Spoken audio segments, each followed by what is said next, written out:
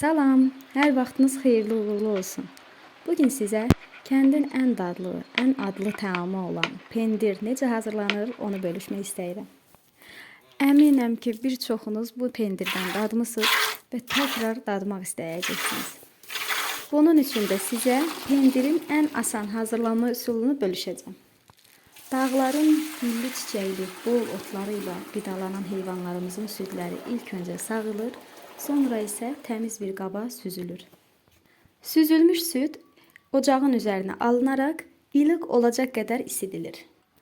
Dərəcəni yoxlamaq üçün kiçik barmağınızı südün içərisinə salın. Süd əgər barmağınızı isitməyəcək, yandırmayacaq dərəcədə ılıqlanıbsa, demək artıq mayalanmağa hazırdır. İlıq olunmuş, təxmini 10 litrə yaxın olan bu südə bir xörək qaşığı pendir mayası əlavə edərək qarışdırın.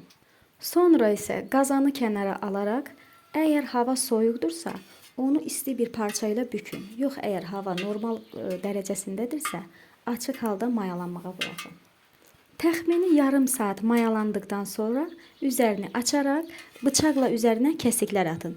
Bu, pendirin suyunun özündən ayrılması üçündür.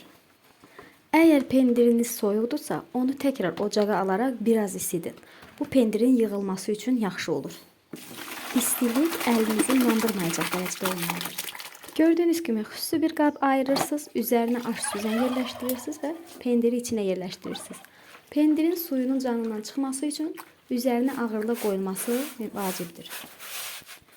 Pendir təxminən 2 saat daşın altında qalaraq suyu süzüldükdən sonra istifadəyə hazırdır.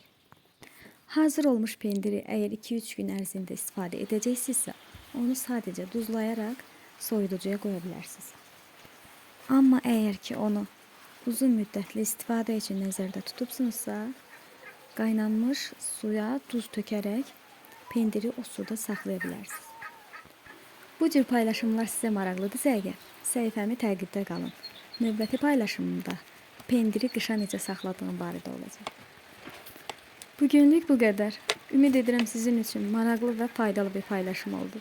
Növbəti videolarda görüşənədək. Hələlik.